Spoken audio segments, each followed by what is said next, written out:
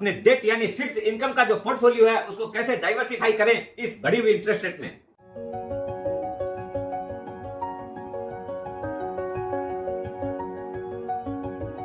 सुप्रभात दोस्तों, आप सभी का एसके फिनोवेट में स्वागत है।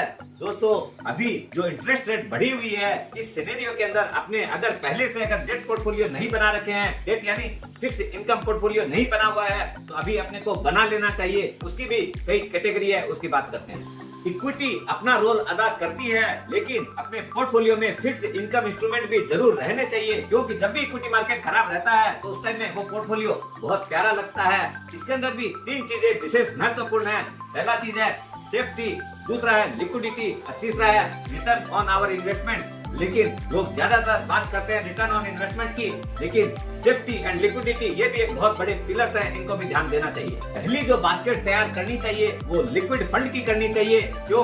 जब भी कोई इमरजेंसी आती है तो ये फंड अपने को इमीडिएट रिक्वायरमेंट होता है, अगर नहीं हो तो बहुत तकलीफ में आदमी आता है।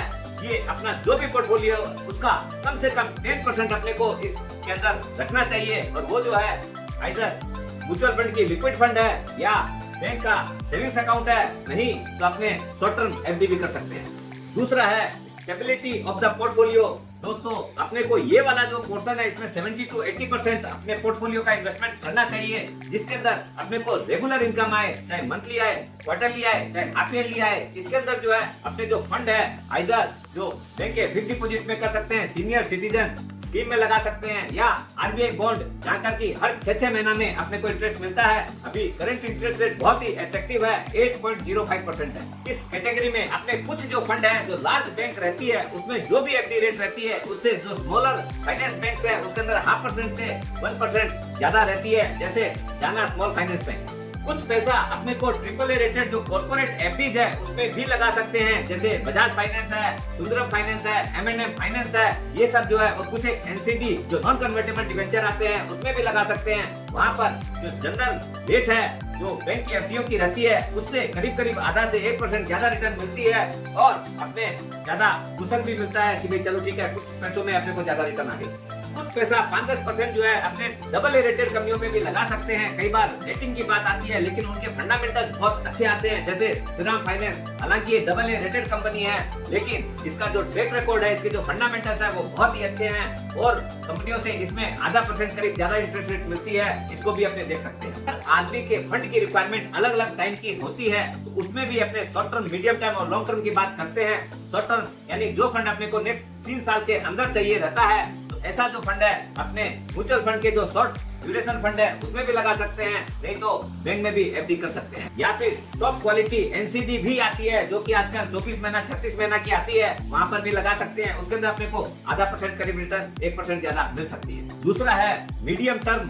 इसके अंदर क्या है, अपने हो सकता है 3 साल से लेके 8 साल तक का जो पैसा है वो अपने या तो आरबीआई बॉन्ड के अंदर लगा सकते हैं जो कि 7 साल का होता है, या फिर जो क्वालिटी एनसीडी कंपनी आती है वहां पर भी लगा सकते हैं। बैंक एफडी के अंदर भी लगा सकते हैं, जहां अपने को कन्वीनियंट हो।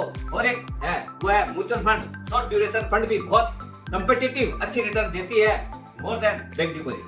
थर्ड एंड फाइनल है लॉन्ग टर्म इन्वेस्टमेंट। जैसे अपने बहुत आदमी जैसे रिटायरमेंट की भी सोचते हैं, तो उसके अंदर जो सबसे बढ़िया चीज आती है अपना हाइब्रिड जो फंड होते हैं, उसमें 2 तरह की कैटेगरी रहती है। एक होता है कंजर्वेटिव, दूसरा होता है एग्रेसिव। एग्रेसिव जो है जहाँ पर इक्विटी जो है 65% से ज्यादा इन्वेस्टमेंट है, लेकिन जो कंजर्वेटिव है उसके अंदर 80 से 90% जो पैसा है वो टॉप क्वालिटी इंस्ट्रूमेंट में लगाया जाता है। खाली इक्विटी जो है 0 से 10% रहती है। तो ये जो है अपने को एक समझ लीजिए तड़के के जैसे काम करता है दाल के अंदर। इक्विटी जो है बाद बाकी जो रिटर्न है, ये जो 90% पोर्शन जो है वही आपको बैंक एफडी से बेटर रिटर्न दे देती है।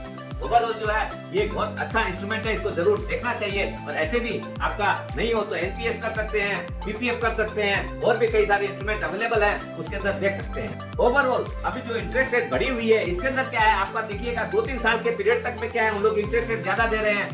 जैसे 3 साल क्रॉस करती है इंटरेस्ट रेट एकदम ड्रास्टिकली डाउन दिखा रहे हैं। कारण क्या है कि लॉन्ग टर्म में ये रेट सस्टेन नहीं करनी है। अभी वर्ल्ड के अंदर इन्फ्लेशन बढ़ा हुआ है, सब जगह रेट बढ़ी हुई है, इसलिए अपने को ये इंस्ट्रूमेंट्स मिल रहे हैं। एक और बहुत बढ़िया चीज है वो है अपने जो लाइफ इंश्योरेंस कंपनी है वो पेंशन फंड देती है। उसके अंदर क्या है अपनी गारंटेड रिटर्न्स मिलती है, वो भी लाइफ लॉन्ग। उसके अंदर मैं आपको एक सेपरेट वीडियो बना सकता हूँ, आप मेरे को कमेंट करके डिस्क्रिप्शन बॉक्स में बताइएगा। और आगे ये जो चीजें क्या है, हो सकता है जो वर्तमान में जो इंटरेस्ट रेट है उससे आपको आधा 1% कम दिखेगी, लेकिन ये लॉन्ग रन में बहुत अच्छी बन सकती है। स्वस्थ रहो, मस्त रहो, अपने डेट पोर्टफोलियो को अभी वापिस से सजा लो।